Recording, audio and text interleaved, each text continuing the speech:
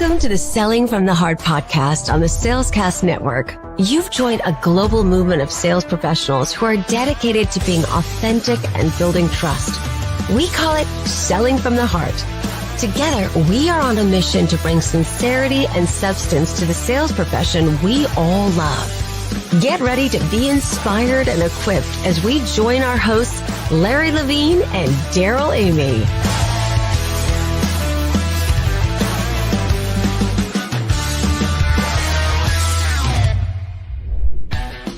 Great news. The Selling from the Heart book has been picked up by a New York publishing house and is now on the Barnes & Noble website. To help fuel the growth in our movement of authenticity, it'd be awesome to get the book not just on the website, but also on the shelves of Barnes & Noble stores. To do this, we need to demonstrate how popular this book is by pre-ordering as many copies as possible. To thank you for helping me with this huge goal, when you pre-order the book on barnesandnoble.com, I will say thank you with over $250 in special bonus items. To get started, please pre-order Selling from the Heart on the barnesandnoble.com website. Then go to sellingfromtheheart.net/book to learn more about how to get your special bonus items. Thank you for your support as we continue to build this movement of authenticity inside the sales profession. Hello and welcome back to the Selling from the Heart podcast. Your co-host, Daryl Amy, here today with Larry Levine. What's going on, Larry? Oh, man, hey, it's always great seeing you. I'm super pumped up for our guest today in the Selling from the Heart podcast, but I don't know, where the heck is this year going? We're knocking on the end of July, Daryl, already. Tell me, what is happening?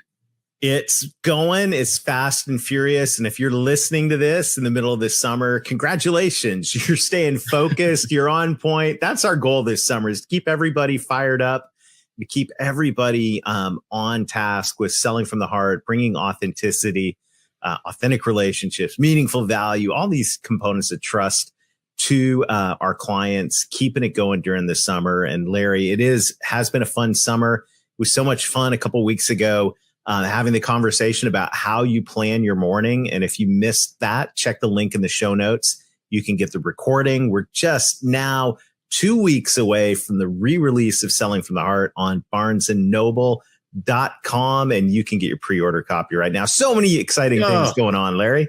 No, what a treat. I mean, who would have thought? And right, our listeners, you've heard me say this over and over again.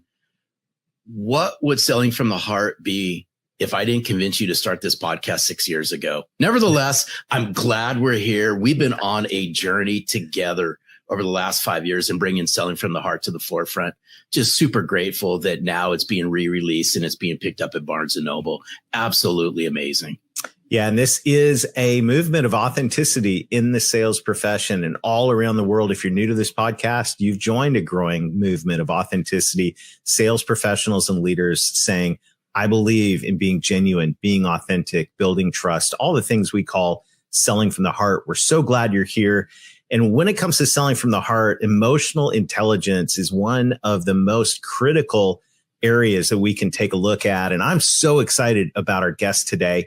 DB Bedford is the CEO and founder of I Never Worry Consulting. You got to love that. I Never Worry Consulting, a company that specializes in emotional intelligence and trains staff and leadership on how to effectively manage their behavior and make better personal decisions to achieve positive results. He is about to release his fourth book tomorrow, EI Performance Coaching. DB, welcome to the Selling from the Heart podcast. It's great to have you here. All right. What's up going on, gentlemen? Oh, this is so good. But you know what? You got to, I never worry. You got to rub some of that stuff on me, DB, because, man, I'm telling you. That's going to happen, Larry. You know what? We always have guests that come on at the right time for the right reason. So you got to have some of this wear off on me, DB. Oh, it's baked right into the emotional intelligence, man. You got that EI, you never worry because you're in the assignment. Oh, it's going to be good. Well, as we get started, DB, you know the question that every guest on the Selling from the Heart podcast answers, and that is, DB, what does it mean to you to sell from the heart? Selling from the heart to me means selling what you believe in. I think some people they're selling just because it's a job to them. But selling from the heart, when I hear that, it makes me think that you're selling something that you believe in. And then when you believe in something and you believe that it has value and it will help someone, then you're automatically selling from the heart. Because when you do something from the heart, you want to help someone. You want them to be better. And so no matter the product or service, if you believe that it will really solve the problem, enhance, the performance, heal the pain, whatever it is, if you believe in it, then you're selling from the heart. Oh, and this is good. And I'm glad DB used the word believe, because it's a big component of selling from the heart, because in order to believe in your product and the services and all the wonderful, things that your company has to offer, I think it starts, if we flip this around, is you have to believe in yourself. And believing in yourself means you got to go down that journey to start working on your heart. Because if you don't believe in yourself, it's going to be hard for others to believe in you, your product, your service, or even the great company you work for. Agree? Totally agree. Just in life, what happens, I think, as we are on this journey in life, we get stuck in a set of old beliefs, right? And so a lot of our beliefs don't even belong to us, right? They were downloaded to us as youth. And as you get older, you continue to govern yourself by those old beliefs, and no one is giving you the opportunity or the insight to realize that you can replace an old belief with a new belief. So people who don't believe in themselves have probably been told that growing up, right? Some of us was always told by our parents, sit down and shut up, right? You know what I'm saying? Don't talk when grown folks is talking. If you tried to express yourself, right, you could not do that, because their old belief was that you had to stay in a child's place. So if you experience that long enough, then when you show up in the adult world and you haven't had a chance to reevaluate or reimagine that belief, then you could be doubting yourself in whatever profession it is, and especially when it comes to selling. Oh man, I can tell this is going to be good. Hey, DB, in a previous episode, Daryl dropped this. He goes, "This is going to be a rider downer." That's right. I have a feeling this is going to be a rider downer. Probably going to do some journaling after you hear this episode, I'm guessing. So for our listeners, and some of them just may be new to this concept of emotional intelligence. So I think it'd be a really great idea if you could just give a flyover of your perspective on emotional intelligence, what it is, and why it's so critical to especially the sales profession. I appreciate that. So my role as an EI performance coach, when it comes to emotional intelligence, I like to simplify it by saying it's an opportunity for you to feel your emotions, but never let them overpower your intelligence. See, emotional intelligence is interesting because most of us know what we should or should not be doing. You know what you should say or not say.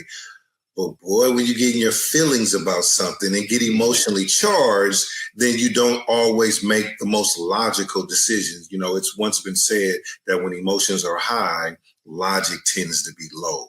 And so emotional intelligence is your ability, right, to recognize when you have a strong feeling about something, or that mood that you slide into when you see something you don't like, you don't agree, or you don't understand.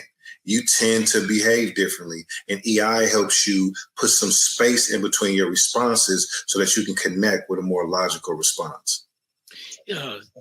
I'm sitting here listening to what you're saying, and here's a word that just pops into my head, and I'd just be curious your thoughts on this, is where does your gut come into this? Does a gut reaction to any of this come to mind? Because I'm just thinking about, a lot of times I'm a highly emotional guy.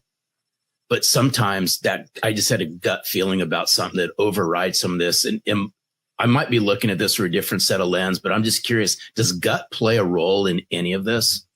Well, yeah, for sure. Let's frame it this way. So that was the DB response, right? Now, Let me give you the technical definition of emotional intelligence, right? Emotional intelligence is 4 domains, right? Self-awareness, managing your reactions, situational awareness in managing relationships. So situational awareness would probably align with what you're asking about your gut feeling, those spidey senses, right? Situational awareness is basically this constant observation. Should you engage, right, or not engage? Should you go there or not go there, right? Should I respond now? Should I respond later? Maybe I shouldn't respond at all. And so that could, I think, align with when you got that feeling like, wait a minute, like it's all internal. And I like to call those your spidey senses. But we don't always have an opportunity to control how we react. I want to make sure that I put that out there, because emotional intelligence is not about controlling. Because sometimes I'm just mad. You know what I mean? If I'm mad, I'm mad. Sometimes you're going to get that face, that look, and I might even say something off the cuff, but it's really about managing that, right? And recognizing that I'm in that space. And so if you are intentional about practicing, you'll have less of those, but it's not about trying to live a warm and fuzzy lifestyle. It's really about managing the way you react to situations. So powerful. And you think of sales situations in particular, especially when there's a lot riding on the line, your quota, your achievement, your identity, maybe even wrapped up in that, your fear of losing your job. I mean, there's so many things emotionally stacked. It's a same thing on the other side of the table, right? The buyer. What if I make a bad decision? What if this costs me my job? What if this is miserable? Like, there's so much emotion in a buying decision in so many cases. So as sales professionals, knowing that we're coming in a lot of times highly charged, that the person on the other side of the table, even if we're totally chill, what do we do when we walk into a situation like any sales engagement where things are highly emotionally charged? Like, what do you do as a sales professional? Yeah, so I've never been in sales, so I can only imagine what the environment may feel like. But I do know that being calm in any situation increases the opportunity to connect, right? And conversation is currency. So I want to make sure that I'm having the right conversation at the right time. And sometimes you can get emotionally connected. Like, I know that I'm really bothered when a salesperson catches me on the phone when they call from a number. Right now, they're slick now. They use local numbers, and and then you pick up the phone and you're calling me by my name like you know me, right? But then when I realize that I don't know you, you start to try to go into whatever it is that you're doing. And so I think that it is very important to just try to build rapport and relationship with someone and before you offer them, right? And not try to sell them. You should be listening for what it is that you can offer, because all humans don't mind having value added to them, right? But they don't want you to feel like they're being tricked out of something. So I'm not sure if you were talking about a sales meeting or a sales opportunity, but wherever you are, there you are. Yeah. So it is important to be intentional of how you want to show up. And I think that it is really about, we talk about selling from the heart, just, being authentic to who you actually, who you are, and not trying to be what you think someone else think you should be. Just be who you are, be genuine about what you have to offer. And I'll pause after this, and be honest about what rejection feels like to you. Because a lot of people don't like to deal with rejection at all. The word no or not right now. And so if I was a salesperson, I would really go back to that belief of mine and that value around being told no and rejection and what that actually means to me, so that I can show up in my best version of myself when I hear that, and I don't get frantic or I don't overdo it or overreact because I'm not very familiar with that feeling. Oh, this is good stuff. And I'm a big believer that authenticity requires practice. I firmly believe that we have to practice this. And there had to been a time in your life, when you look back on this, that emotional intelligence, you weren't at that level you're at today. So right. It's just like, right. Just like what was that turning point where you go, you know what? I'm getting this, and I'm going to flip this into helping others unpack what emotional intelligence is. Can you walk us through that? Because I'm fascinated by this, because authenticity requires practice, and what you're saying requires it as well. I appreciate that. So I give it to you straight. That's all I know. So definitely I was not emotionally intelligent. I grew up in Oakland, California, in an area called Brookfield. In the mid 80s or so, I was about 12 or 13 years old. In the neighborhood I grew up, I was introduced to, you quickly knew that you had to be the lion or the gazelle, right? Because, a simple walk to the store, I mean, you getting, your bike took, chased home, like you're going to have to fight. Let's just put it that way. And that became my way of life. I was raised that conflict meant violence. And that started at the age of 12 or 13. That's the only way we handle things. And if I didn't respond in that way, I was looked at as being weak, a punk, a sucker, and it caused more problems not showing up in a way that defended yourself violently. So that's an old belief. But I took that from ages 13 to 23. I sold drugs in the community. I was part of the problem. Around age 22-ish or so, I lost my temper to the extreme. I tried to take a man's life over something super simple. I bought my first house, and he was a roofer, and so he put the roof on my house, but he didn't finish the job. And I kept asking him, when was he going to finish? And he would say, "Oh man," and let me put it in perspective. The roof is done. It's just like, it's not cleaned up. He didn't clean up behind himself. Yeah. Gutters. So the roof itself is done, but I wanted to be completely done. And the fact that he kept telling me he was going to finish and he didn't, watch this, felt like disrespect to me. So my belief about disrespect at the time, based on how I was raised, meant I had to do something to him. So when I lost my cool, tried to take his life, chasing down the street. Prayerfully, he did not lose his life. I ended up in jail, on my way to prison for 8 years. A Judge Larry Goodman, Superior Court judge, seen something in me that I didn't even see in myself, gave me an opportunity to work in a program that he had.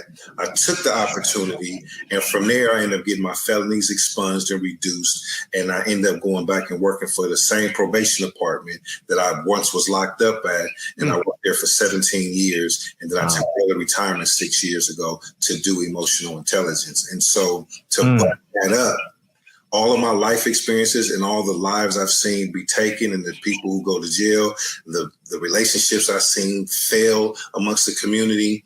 And then when I worked in the probation department, I was the compliance and standards supervisor. So all of the investigations of employees also came from people losing their cool. So I clearly seen that emotions was the undercurrent of all, at least my poor decision-making and lack of judgment. It was very consistent with others. So I felt like this was my new assignment. And I'll be honest with you, I didn't choose this. It chose me. It sounds what a story. And I'm so excited to hear the rest of this conversation about I never worry. How do we get to that? So we're going to dive into that topic in just a few moments after we hear from a former podcast guest, Cynthia Barnes, our good friend, about what it means to her to sell from the heart, along with a brief word from our sponsors. Daryl here, and I'm excited to share with you one of the most innovative tools we've come across in a long time. Our partners at Why Institute have developed an amazing platform that helps people discover their why operating system. It's truly amazing. In 10 minutes or less, you can know why you do what you do, how you bring your why to life, and what people can count on from you. It's truly the first step in self-awareness. If you're a coach or a sales leader who believes in helping your people understand who they are so they can be the best version of themselves, you've got to check this out. All you need to do is go to whyinstitute.com and look for the Why certification page. We'll put the link in the show notes. When you reach out to the Why Institute, let them know you heard about it here on Selling from the Heart, and you'll be on your way to helping your team discover what drives them.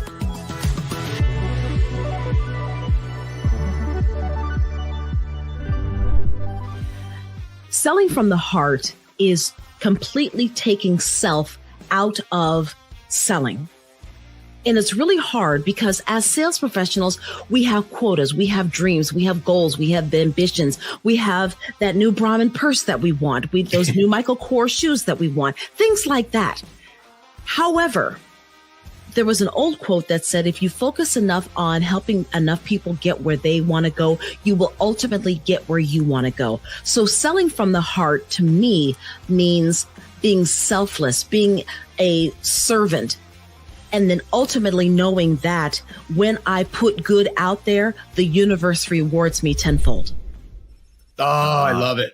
I love it. Beautiful. Beautiful. And by the way, Cynthia, shout out to you. And if you're listening and you want to be featured on a future episode of Selling from the Heart, just text the word video to 21,000. That's video to 21,000. We'll get you instructions on how to submit your video about what it means to you to sell from the heart. We're here with DB Bedford, and DB, the story is incredible. And I can definitely see how this became a calling on your life. So I never worry. I never worry. Hey, say that one again, Daryl, because I got to lay on the couch now. That's extra. That's not included in this episode. But seriously, though, I never worry. That sounds like an incredible life, and it sounds, especially for salespeople, a really long way away. So I never worry. Unpack that for us, if you would, DB. Yeah, for sure. So basically, I never worry. I created that. It used to be called Never Worry. And I created this. It was a t-shirt company I created back in 1995 when I was transitioning out of that street life and wanting to go legit and be a better version of myself. And the community I was raised in was plagued with stress and anxiety. Mm. We live in food deserts where there's no grocery stores nearby, but you can get a gun, but you can't get, a basket of fruit. And so seeing how it was having an impact on people's decision making, I wanted to try to create something, really start as a sense of hope, right? Another way to look at things. And as I matured and grew professionally, I went from never worry to I never worry. And as practicing emotional intelligence, you understand that it doesn't make any sense to worry about anything. There's a saying that says, if you stress or worry about something, you just put yourself through it twice, right? Because you have no control over what happens. You only can manage the way you respond to what happens. And so it became a sense of personal freedom for me.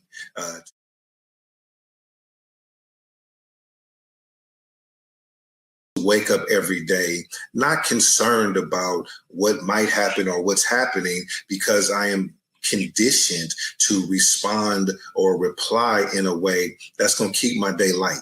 I'm not going to allow any particular situation to weigh too heavy. And that's because I'm really good at processing information. And that comes through practicing emotional intelligence and the skills that are involved in doing so. So, yeah, I'm sitting here going, okay, I never worry. I never worry. I'm the big rework that's out there. But that's just, it's something that I constantly work on. So speak to people like me who are always that worrier.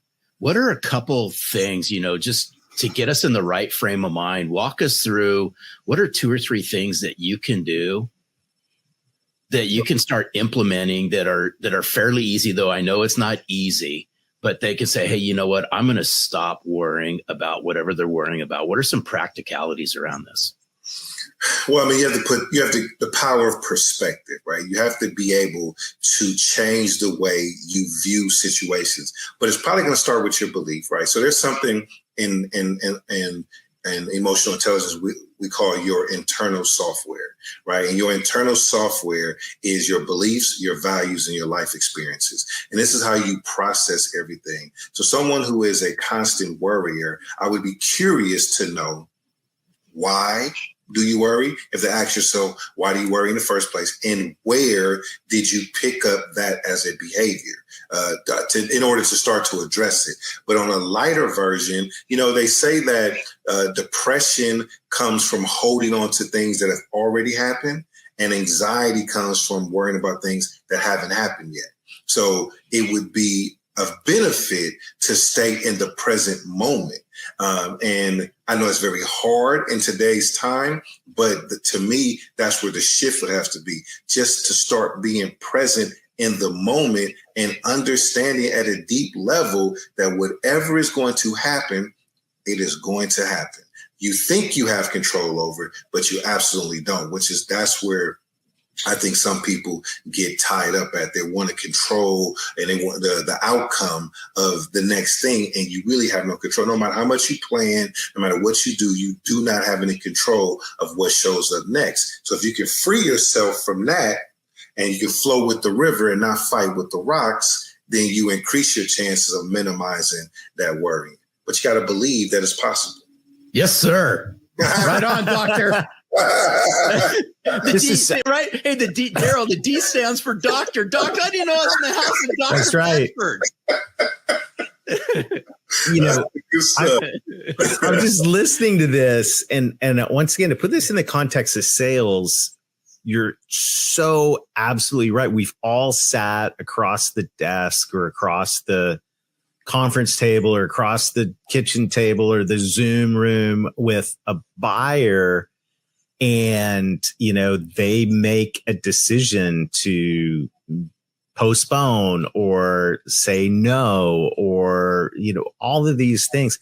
We have absolutely no control over that, and we have control over how we show up and how we're present, but we don't have control over that. And in living in regret about the past, anxiety about the future, it seems like a really, really expensive habit for a sales professional in a lot of ways, right?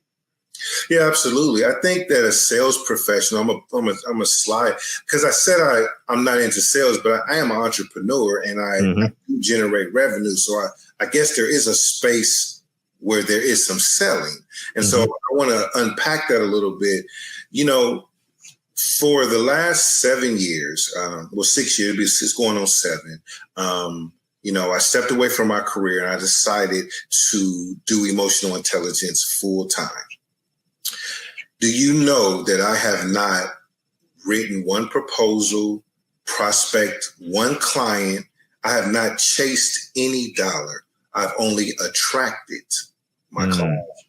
And so I think I say I don't sell. I probably do without knowing it, but I focus more on building relationships, and when people believe in you, then what you offer is secondary, right? It's like the 5 hidden drivers of influence. The first one it talks about is credibility.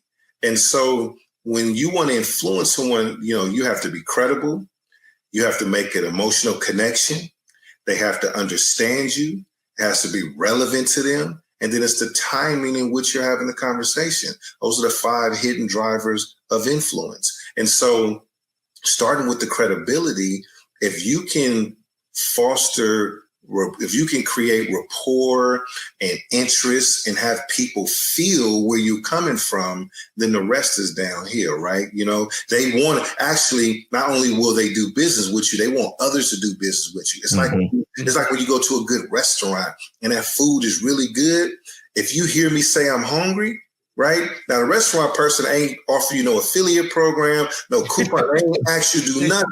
But if you hear me say I'm hungry, you're going to be like, DB, what you want to eat? And if I say anything close to what you just eat, you're going to be like, you got to try this right here because of the experience that you have. So we have, as humans, We got to get better at creating experiences for each other. And I'll pause with this. I truly believe that we are not human beings on a spiritual journey. We're spiritual beings on a human journey. So it's very easy to connect with each other when we stay connected, right, spiritually, right, and emotionally, other than trying to do it on a superficial, and surface level. What you just said is so powerful because it's selling from the heart. Part of the trust formula is inspirational experiences. And I'm a massive believer in the way you make somebody feel and how you show up determines what happens next. It's just that we choose to call these inspirational experiences. We have the power and the ability to do this in every interaction. And I know in every interaction here at Selling from the Heart, we want to put somebody in a better place afterwards than before they encountered us. But we control that. And that's why I'm so glad that you talked about this, and you brought the spirituality part into this. This is the part of, every day here at Selling from the Heart, we drink from the cup of inspiration. That's how we inspire and influence others. Yeah, most definitely. And see, the law of intentionality is going to suggest, right, that I like to put emotional growth. It really reads personal growth. The law of intentionality is your emotional growth is not going to just happen. You have to be intentional about it. So to add to what you're saying, you got to be intentional about inspiration. Right? Like when you come into the room, are you intentional how you show it? When I come into the room, I'm a beacon of light. When I come in, it's going to feel good that I'm part of the conversation, but I'm intentional about that. So therefore, whatever I'm bringing to offer, I don't have to offer it up. People want more. They want to know more because they want to stay connected, and I want to stay connected to them. And that's genuine. So I also don't go places that I don't want to, right, be inspired, right? Like, you know what I mean? So I choose where I go. But when I show up, if I decide that I'm part of the conversation, I'm bringing all the light. I'm bringing all the energy. I'm here for it all because I'm all about the experiences. Life is about experiences and moments, right? All the micro moments of the day matter. I love it. Wow. What a great conversation, DB, and super relevant and inspirational. This is a topic I know many of our listeners are going to want to take a deeper dive in. And you've got a book. It's coming out the day after this episode releases, EI Performance Coaching.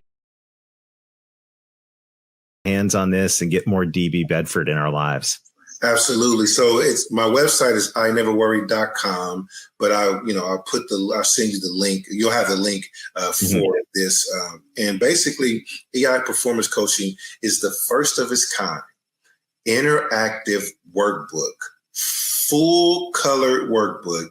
Every page in the workbook has a QR code that has a coaching clip that gives you an audio moment to the page that you're looking on. So the skill that you're looking at, you scan the code and you get a coaching clip for that particular page.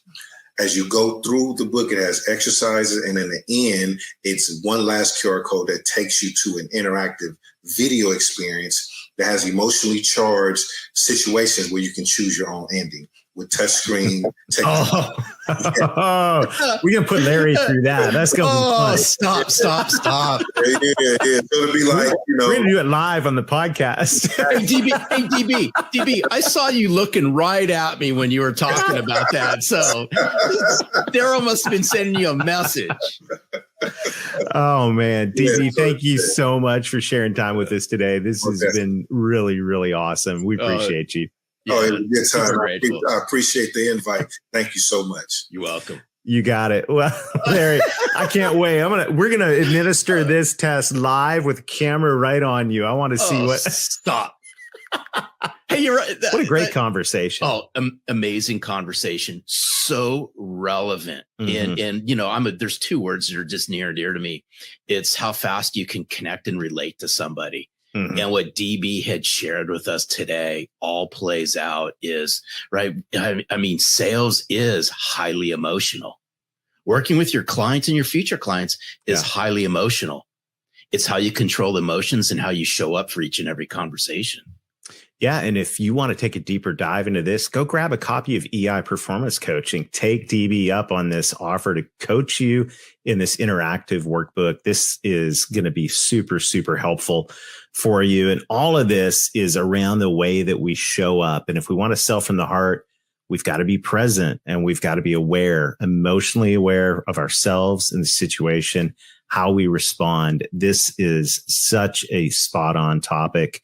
And Larry, it's so much fun having these conversations. And then during the week, being able to interact with people inside our community, Selling from the Heart Insiders Group. We got many more exciting announcements coming up throughout the fall. So make sure to like or subscribe. You want to hang out around here. This is, there's exciting things going on at Selling from the Heart.